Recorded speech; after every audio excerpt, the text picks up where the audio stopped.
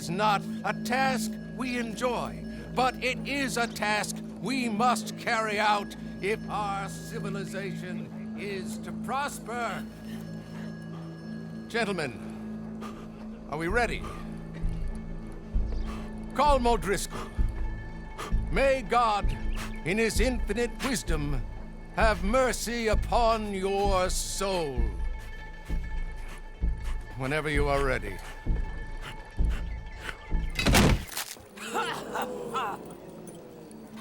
Now you know how it feels to watch somebody you love die. You ruined my life!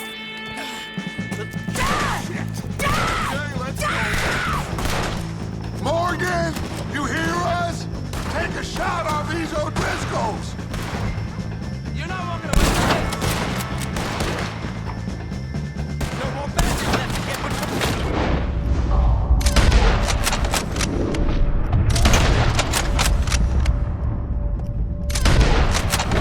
I ain't gonna get him! Keep moving!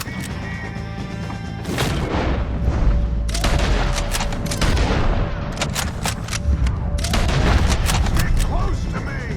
I'll hold him down! I can't get a shot on him!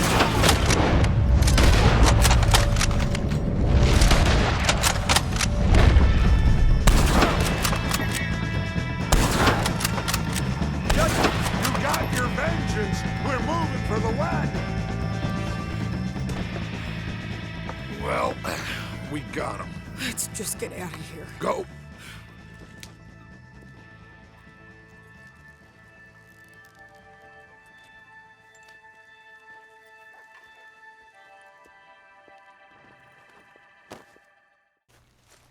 Hey y'all, welcome back.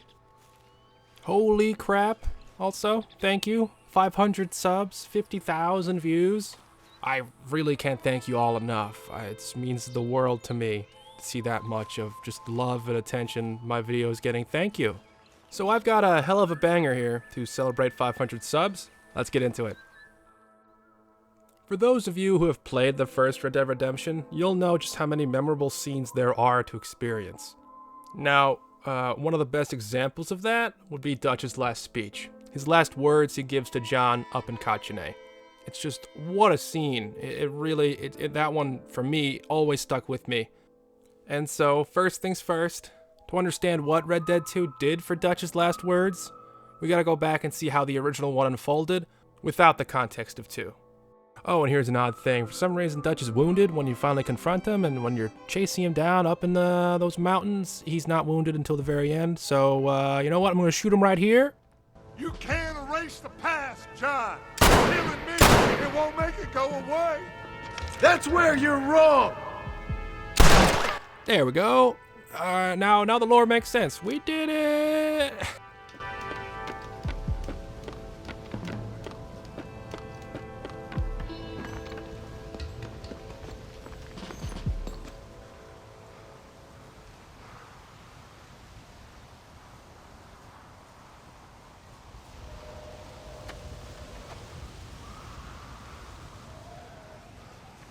Hello again, John.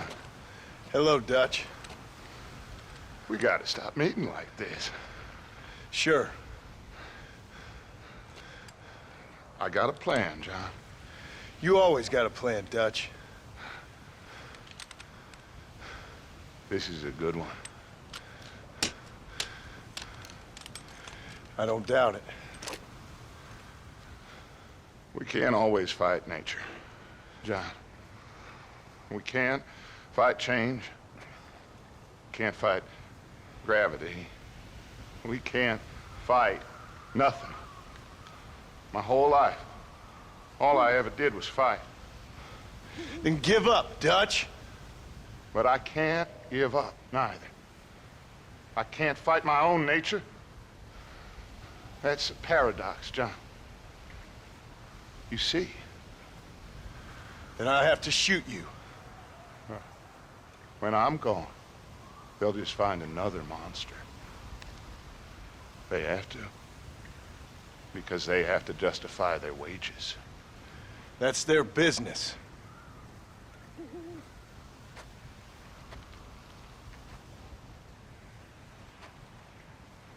Our time is past, John.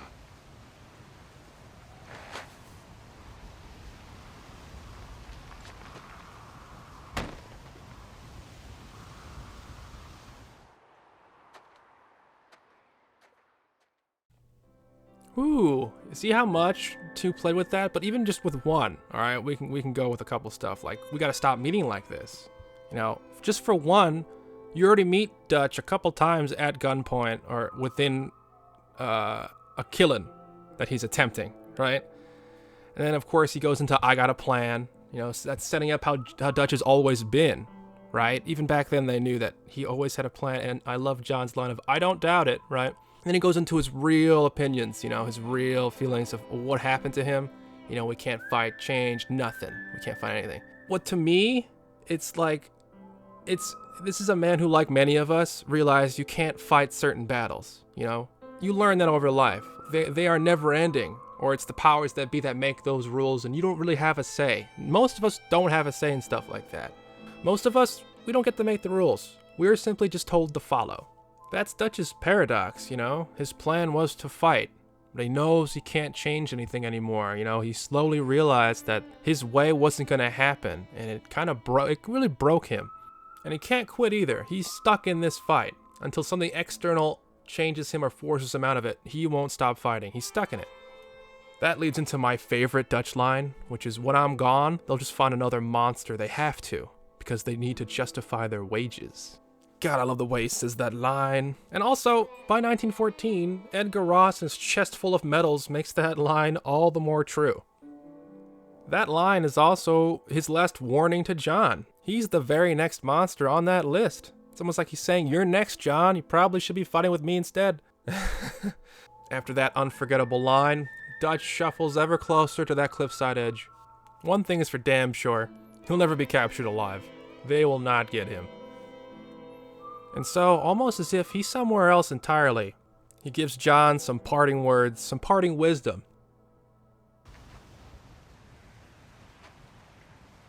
Our time is past, John.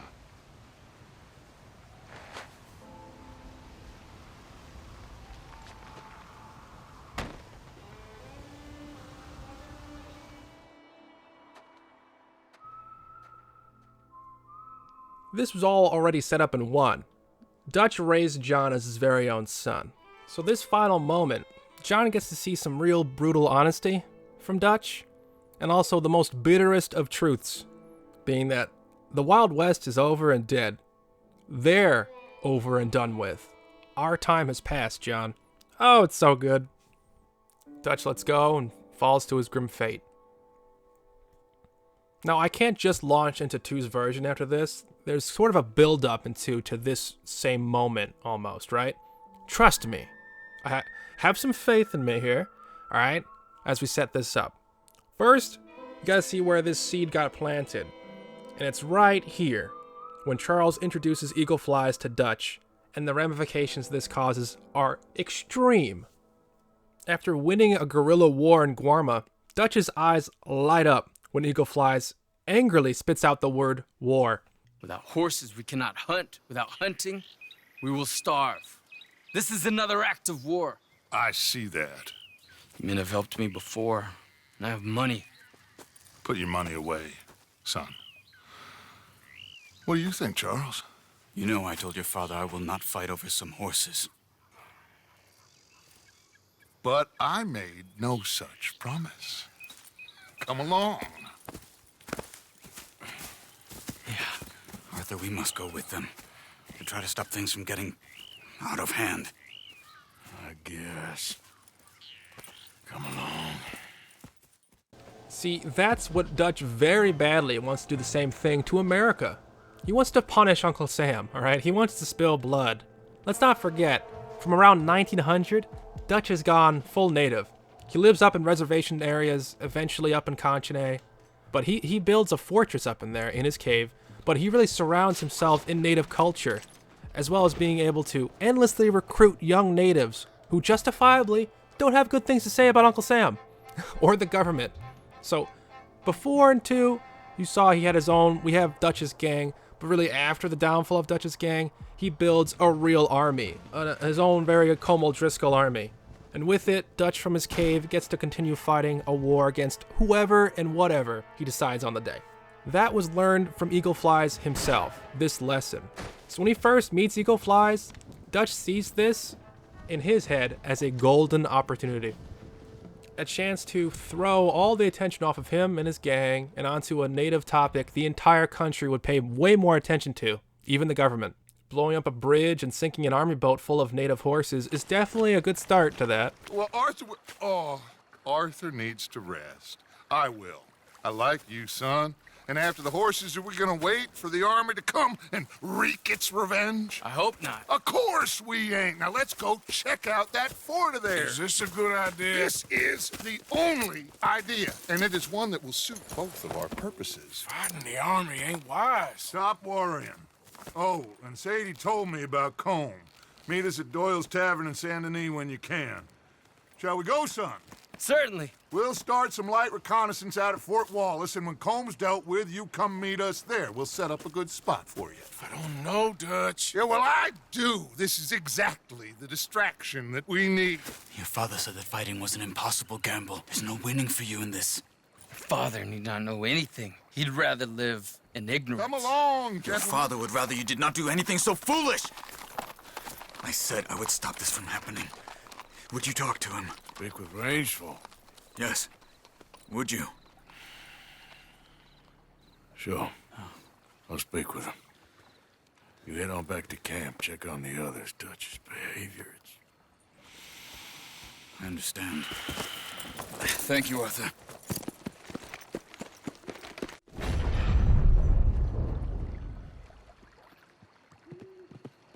This whole leads into a bigger plan, a necessary part in Dutch's mind. There needs to be blood spilled, people riled up. Then decisions, actions are made faster than they would ever be normally. Come on, you've read the Blackwater Ledger. It's all sensationalized. Okay, so the bridge blown up, stealing back the native horses, sinking a boat, that's all being blamed on the Wapiti tribe. Right. So there's the next build-up. What's after that? Here's the big parallel. It's all on the mission, Favored Sons. Which is why, despite us being wanted men, we're gonna attend the event ourselves. And follow him onto the scaffold? Well, let's hope not. But if I could see that son of a bitch breathe his last, I think I'd die a happy man. After announcing he might die happy if he sees Como Driscoll swing, spoiler, he, doesn't. We find ourselves meeting up with Dutch to ambush the army, demanding a surrender. And not only that, but a little bit of humiliation, as Dutch said. A tar and feathering. This would never work. But the natives are naive and angry enough to do it, to believe it, to Arthur's total dismay.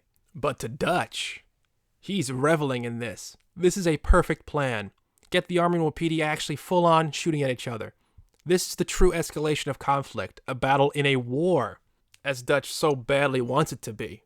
And now the trap is set. The army is trapped. These soldiers are scared, panicking, and now every second, Dutch is trying to rile up either side into attacking.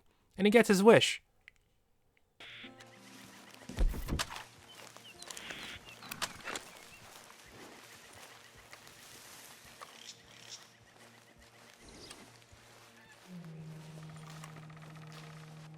So good of you to join us. What's going on? Rebellion.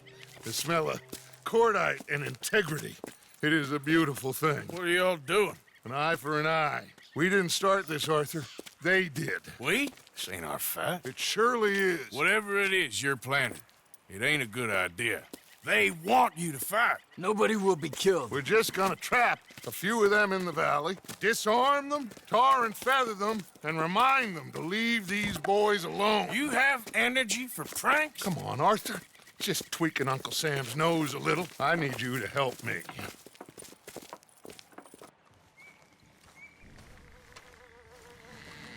Besides, it's perfect.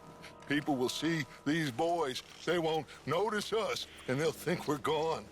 Everyone will blame everything on the Indian problem, and we'll disappear up the river. But first, we need to trap them in this pass. help me dynamite up these trees. So, you're using them? No, sir. No. Never. But it is mutually beneficial to draw attention to one problem and avail over another. These are good people, but their situation is real complex. We ain't helping them. Sure we are. Come on, let's get this done.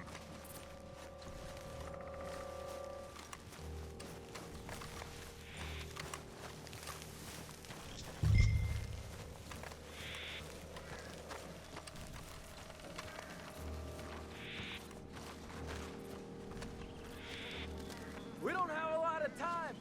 The patrol should be coming in a few minutes. Okay. Hurry, Arthur. I'll plant the dynamite, you run the wire. We'll keep lookout from up here.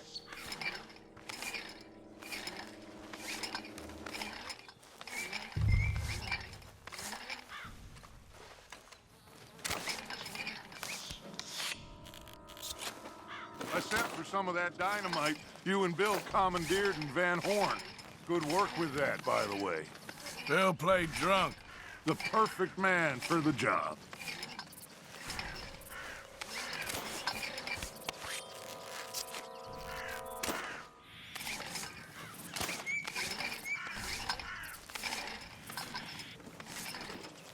So, you finally got to see Colm Hank. Yeah. After all those years. Hard to believe. Oh, but it was worth the wait. See? We're tying up the loose ends, Arthur. One by one.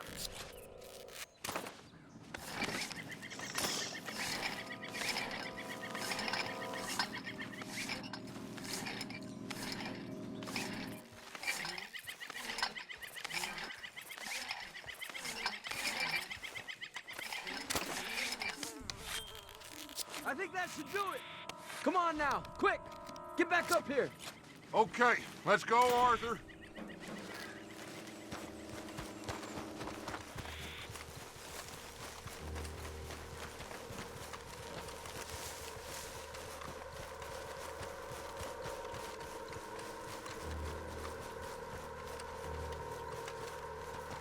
Hurry, I think I see some movement in the distance.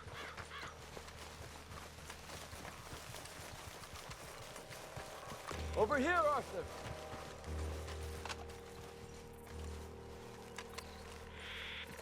My spotter will let us know when they're near. They're coming now. Ah, damn. Patrol's a lot larger than we thought it was gonna be. Don't worry. That's a good thing. Okay, that's the signal. Here they come. Stay low and quiet. You sure you don't want me to man that plunger, Arthur? No, I got it. Oh, remove the weight of the world from your shoulders for a minute. Like I said, we're just going to give them a bit of a scare. There they are. Looks like more than we thought. It's fine. We're only here to talk and administer a little good old-fashioned humiliation. You're owed that, son, at the very least. Wait for my lead, men. Everyone just stay calm. We've got the upper hand here. Okay, they've passed the first charge. If we blow it now, we should have them trapped.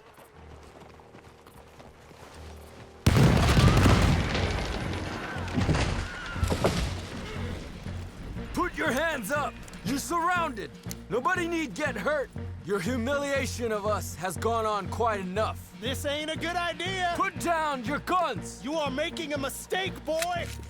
No, you're making a mistake. Put your hands up, soldier. Take a little humiliation and leave these fine folks alone. Who are you? A concerned citizen. Is that so? What now? We should move. No, not quite yet. Soldier, you and your friends gonna tuck tail and run off? Run! Excuse me? I'm getting bored of this. Your friends fired first, soldier! My father won't be happy about Stay fired first, son! I'll kill you all! All over now! Don't go to favors! Enough! We'll pay for this!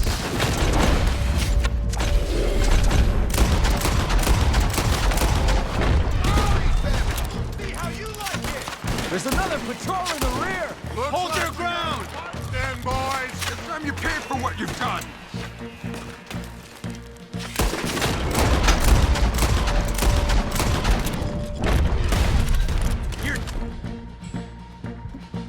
Look out! They're coming up!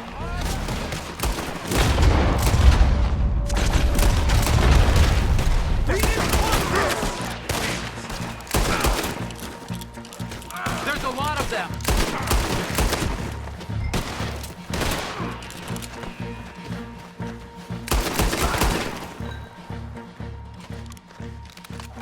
You fools, you damn fools! It's the army!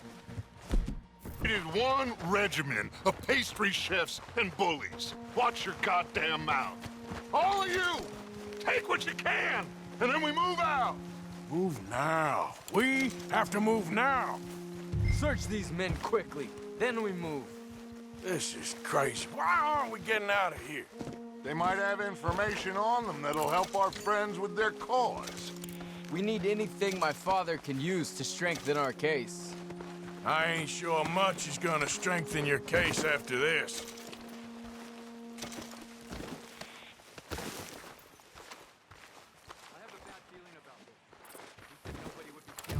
It's done now.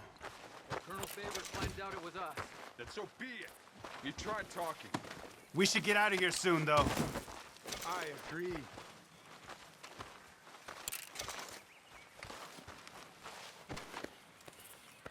Find anything? Yes.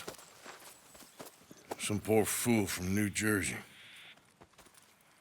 These boys ain't the problem. They're only kids. Keep looking.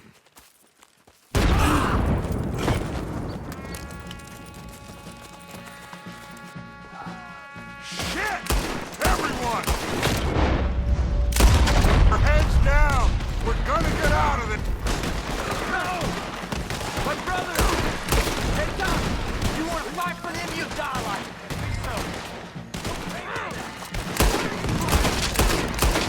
I'm gonna put you down. What do we do here, Dutch? This is a lot of men! Hold your ground! Surrender, and they'll hang you all!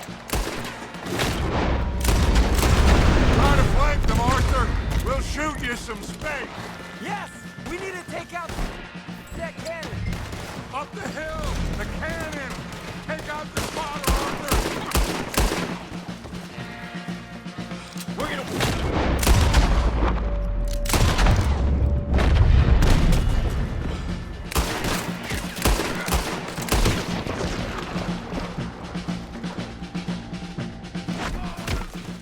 Where's Peta?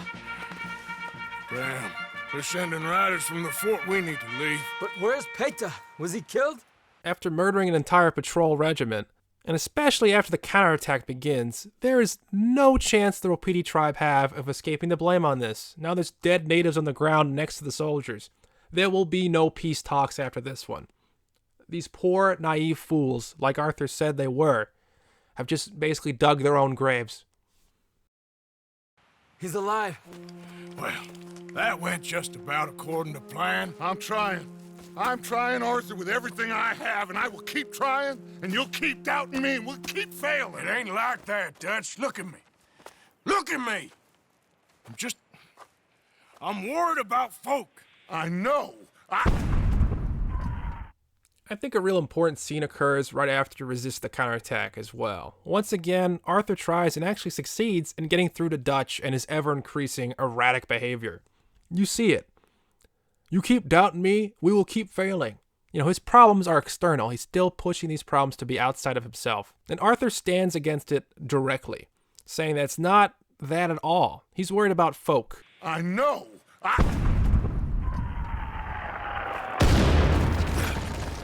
We should go. Oh, no time for that. Uh-oh. You know, it's times like this where discretion is the better part of valor, meaning it's time to cut and run. You escape into one of my favorite set pieces and experiences in the entire game. We should go. Where's Eagle Flies? Run, son! Run! Come on! This area's gonna be crawling with soldiers in a few minutes. We gotta leave. Now! What about Eagle Flies? We gotta go, Arthur. Come on! Come on now, boy. We need to ride hard. Stay with me.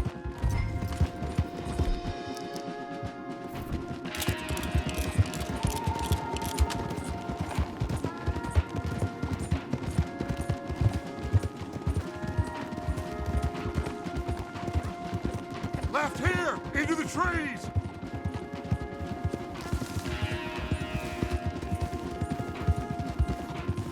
Okay, let's dismount here. We won't get the horses down this path. All right, let's carry on by foot. Try and sell them a little snake oil. You think? It's all I got. Get out of here. Yeah! Let's see if we can lose them down here. This was your last... Shit! I guess not. Get behind something, Arthur. This is only gonna end!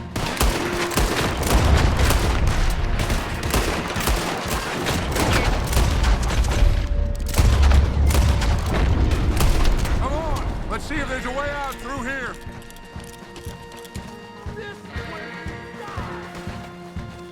More up left! Who the hell?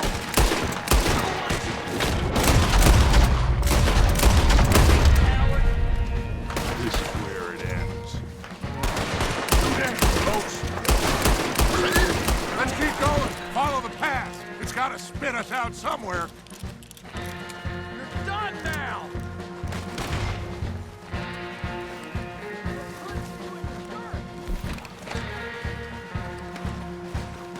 Behind us! Hold them off!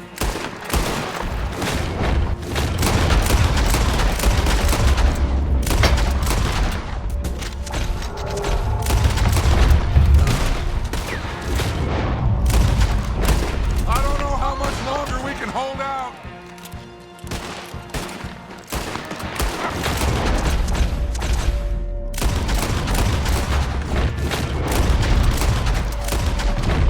There's too many, Arthur! Fall back! I'm gonna blow your head off! I'll hold them here! Move!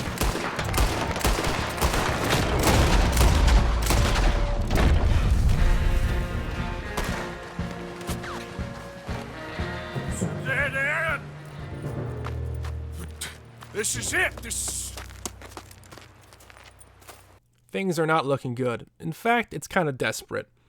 At one point, Dutch even exclaims, This is where it ends. as if this really could be the death he and Arthur have been waiting for, have been expecting. How their adventures might end. Bullets whizzing by, you and your father fight off and escape down an uncertain trail, leading to a moment that really truly blew me away. I'll hold them here! Move!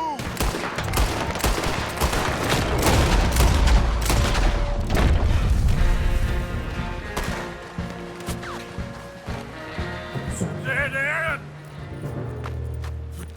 This is it.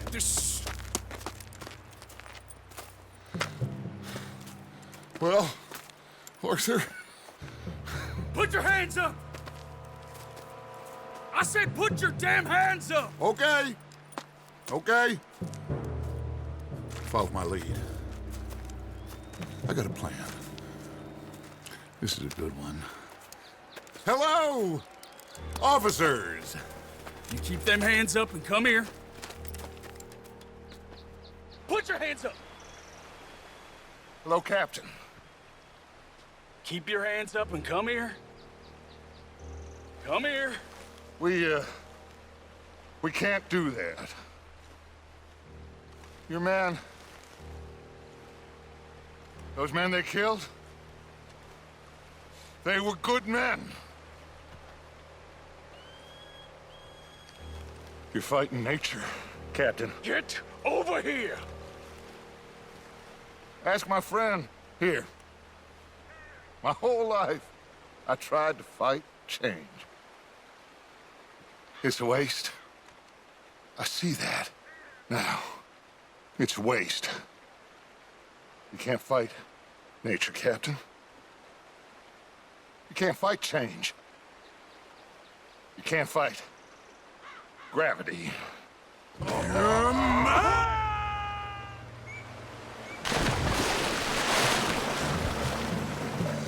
Wow. Look at how Rockstar did it. Look how they brought back Dutch's last words. There's some incredible context, some extra understanding of how Dutch feels, his big turning points. His acknowledgement comes with anger, bitterness, extreme bitterness of this failed dream, of his failed plan. If you've played 2, it's a nice movie reference to Butch Cassidy and the Sundance Kid, and it's a killer performance of the actors. But to those who have played Red Dead Redemption 1, this direct prequel scene here is mind-blowing. What he says here, we can't do that, they were good men.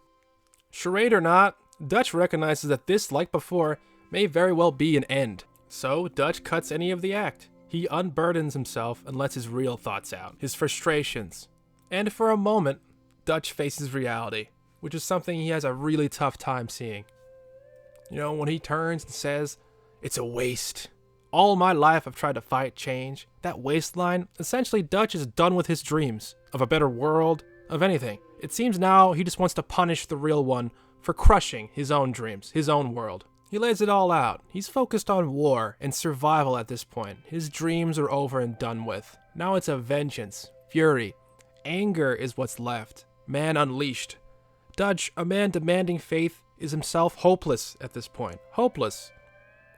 Now he just needs money, by any means, because with that money and loyalty, he can keep fighting forever. That's as far as his plan has been now. There is no retirement anymore, it's just the fight, bigger escapes covering more distance. I mean, you can't flee state to state and actually lose the law anymore. Those days are long gone. Safer railroads, safer stagecoaches, better roads, better paid lawmen, bounty hunters, Pinkertons. Now federal agents have all been unleashed against you all. The roving gangs of America. You too are being replaced. Living outside of the law openly does not work anymore. Now organized crime is rising up. Gangs that live and function within society. They have relationships between the law, officials, where y'all don't. You defy America's laws, while the new blood works to bend and be immune to the same laws. Be the exception. So now this and all of their troubles brought on by Dutch have broken down this great man, this once amazing leader. So this former great leader is finally crumbling under all that pressure. Anyway, Dutch gives Arthur one more leap of faith, and they escape down the Dakota River in a crazy fashion. Okay, so now with all that understanding, let's go over the whole shebang with Dutch's last words. With both games under the belt, what Dutch has to say here is so much more tragic. I mean, with one, we really only had an idea of what happened. Only John had nice things to say about Dutch, calling him a leader, a teacher, a great father, a great man turned sour, turned crazy. Outside of John, it's brutal. He's a thief, murderer, psychopath, fond of speeches, of himself, corrupted by power. When we do finally see him in one, he doesn't seem to be very well. An incoming rant, can I just say that Edgar Ross may as well be the devil himself. So at the end, you didn't have the guts to shoot him. The man's dead, Ross. Sure. Can I see your gun?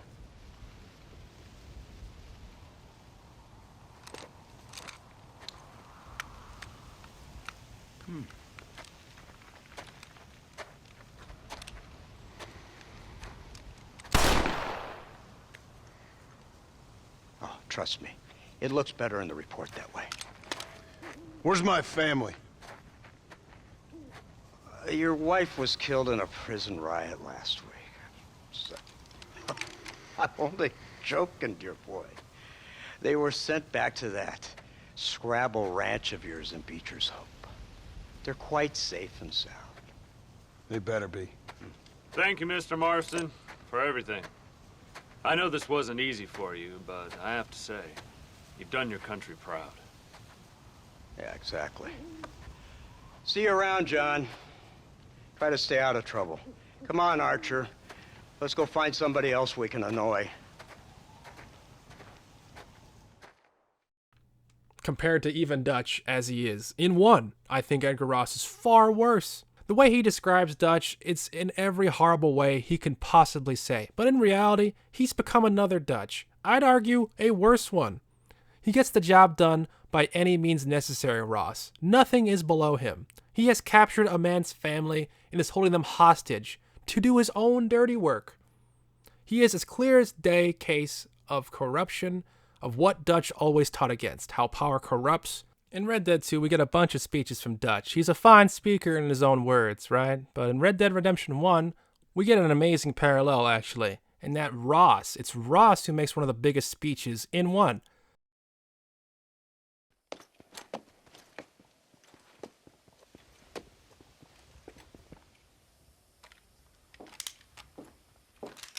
What do you want, Marston?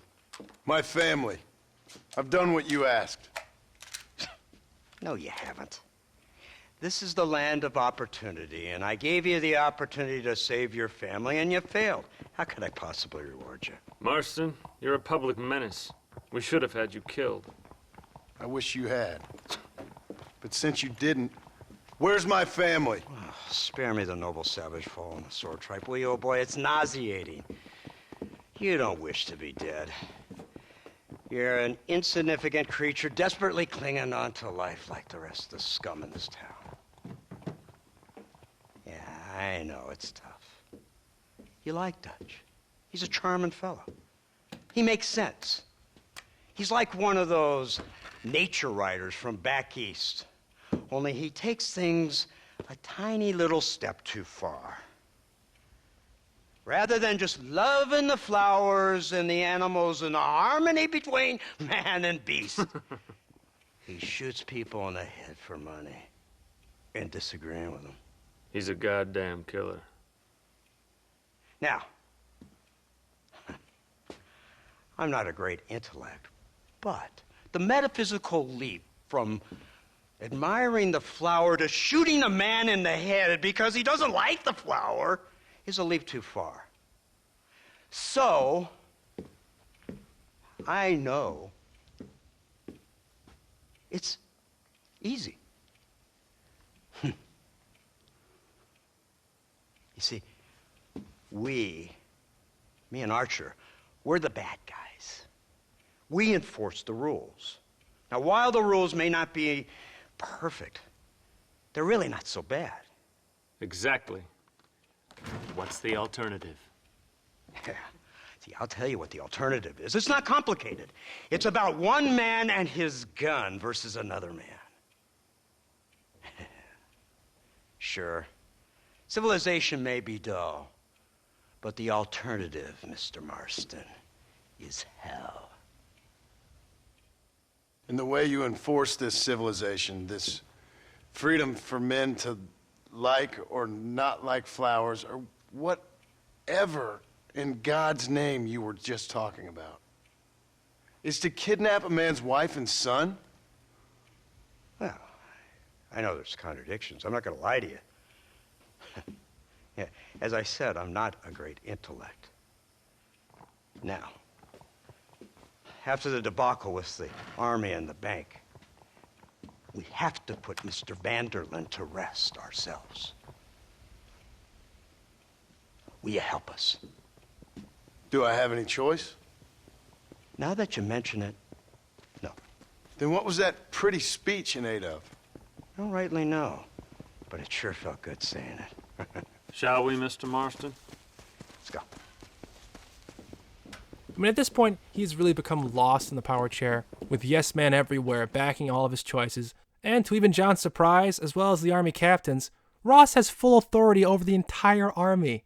So you're the one who's gonna kill him? Dutch? Yep, that's what they keep telling me. But if you feel like doing it, please be my guest. This is suicide, if you ask me. My scouts have seen that fort of his. I wanted to wait for more men, but them city boys back there weren't having none of it. And you answer to them? Unfortunately, it seems that now we do. So he's become really mad with power, and ready to abuse it any way he chooses. He's exactly what he supposedly hates. He is Dutch, except he gets to make the rules too. He's the cog in the never-ending machine. They use him up, take up all of his years. By the end, yeah, he's got a chest full of medals, and not much else. No kids, no big plans. He's attempting retirement. Big word on attempt.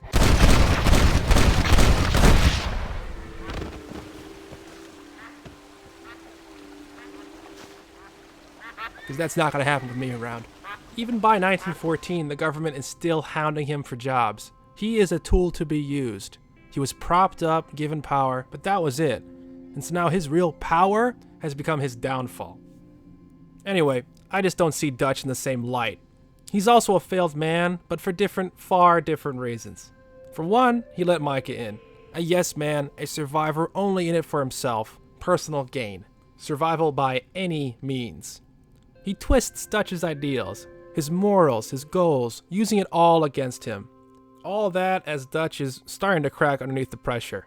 Because when you fight against an ideal, it's not quite there. It's something that it's not tangible. When you're fighting something like that, where you're almost fighting change in nature itself, it can get dark.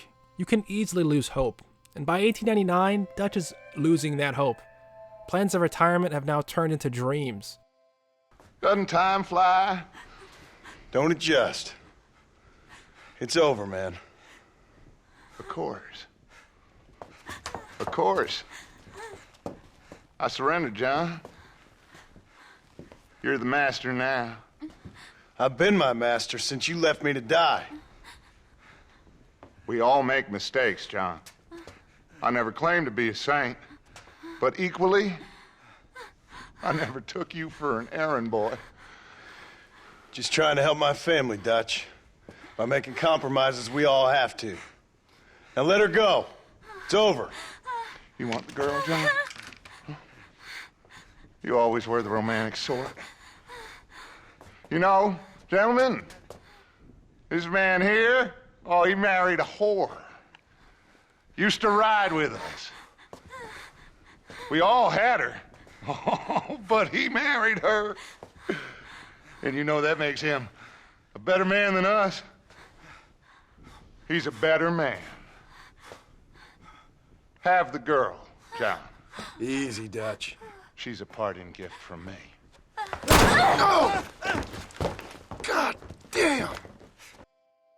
The ruthless murders of innocent people, for one, are a turning point for Dutch's downfall. But I think, at this point, Dutch doesn't see them as innocent anymore. This could be a whole nother video.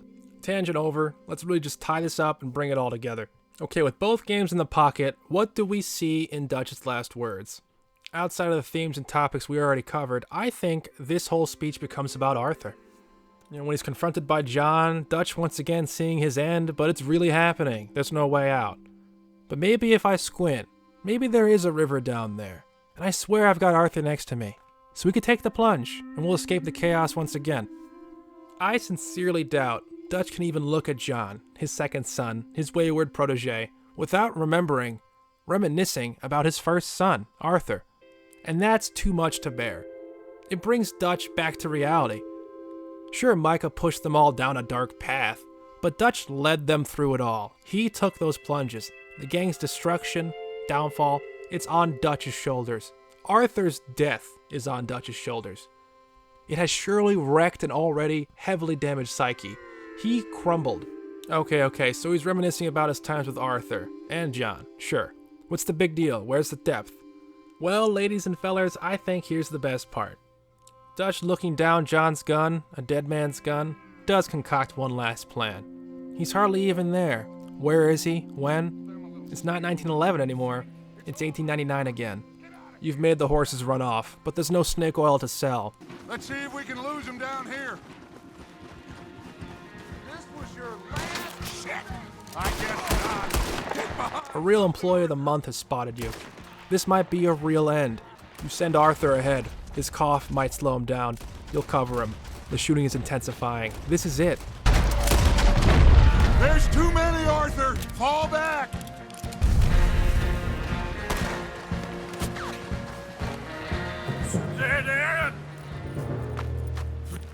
This is it.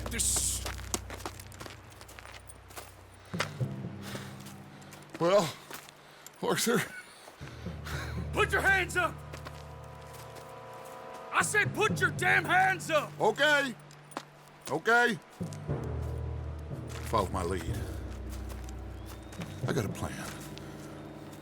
This is a good one. Hello, officers! You keep them hands up and come here. You tell the captain some real truths. You tell John some real truths. But it's time to escape. Eagle Flies has been captured. The army payroll is soon arriving. What's one more leap of faith?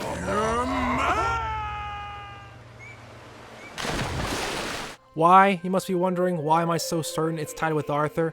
For one, it's the same speech. But two, this is the last time Dutch saves Arthur's life. After that leap of faith, Arthur falls behind. The current is taking him. He will surely drown, or at the very least be captured downriver.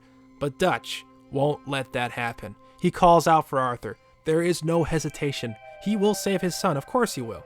He has clarity here. And after calling for Arthur to make it, he reaches his hand out and catches his sons. He saves Arthur. He catches himself saying, I'll send. Instead says, we will send Charles to the fort to get Eagle Flies back. They embrace hands once again. Dutch says, we will make it. Another thing he said that will haunt him later. It might seem small, but it's a big deal. The we part. It's showing Dutch is willing and does see Arthur as another leader, under himself of course. But still, without Micah around, Arthur manages to get through to Dutch once again. It won't be the last, but what is this will be the last time Dutch saves Arthur's life. I think that last part is extremely important. As now, looking back to John, that's the memory Dutch is clinging on to. That's the memory Dutch makes into a reality again. His greatest escape. When he didn't fail his sons, his gang, his family. And so, he gives his second son some parting wisdom, a warning of things to come. And with that, he leans back. One last leap of faith with his most trusted ally, his most loyal friend, his first son, Arthur Morgan.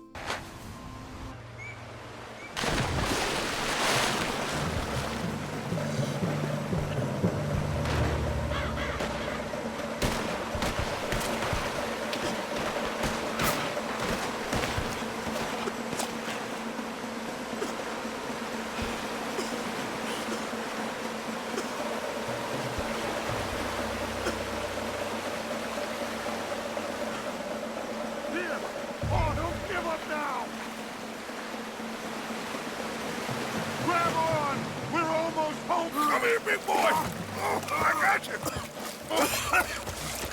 You're okay. You're okay. What a mess. I know, but a mess is what we need. Oh, we just escaped from chaos. Eagle Flies must have been taken. Taken or killed? Well, we can't go find out. No, not now. Charles, we'll send him. Where is he? He's probably back at camp. Let's split up. I'll go tell him. You rest up. Keep a lookout. We are gonna make it, brother. I can feel it. Faith, Arthur. Have faith.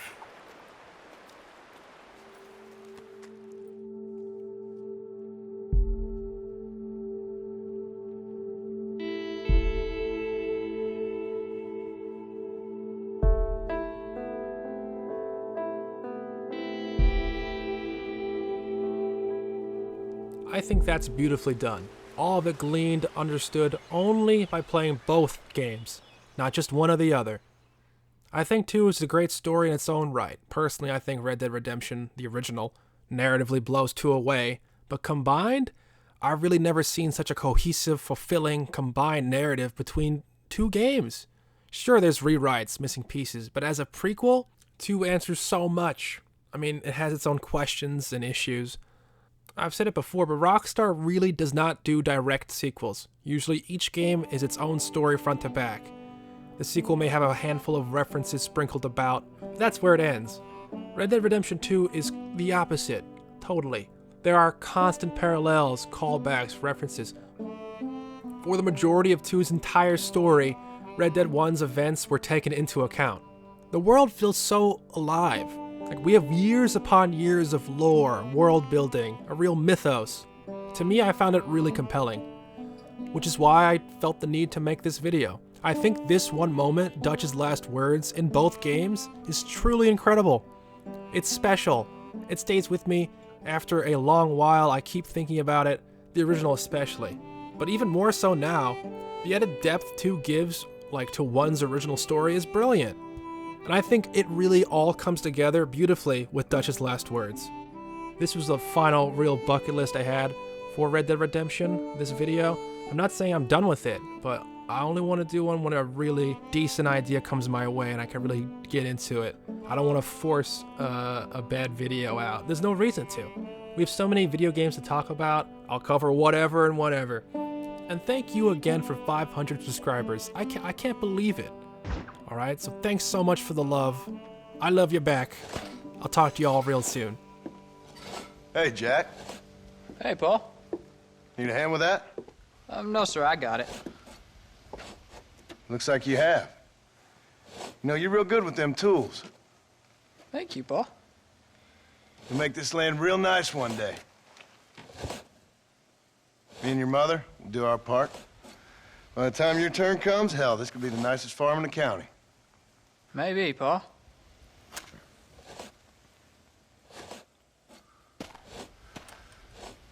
Just gotta learn to shoot straight or you'll get yourself eaten by some animal. Very funny, Paul. Thank you, son.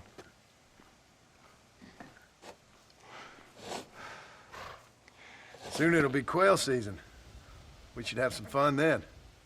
Is there anything you don't like shooting, Paul?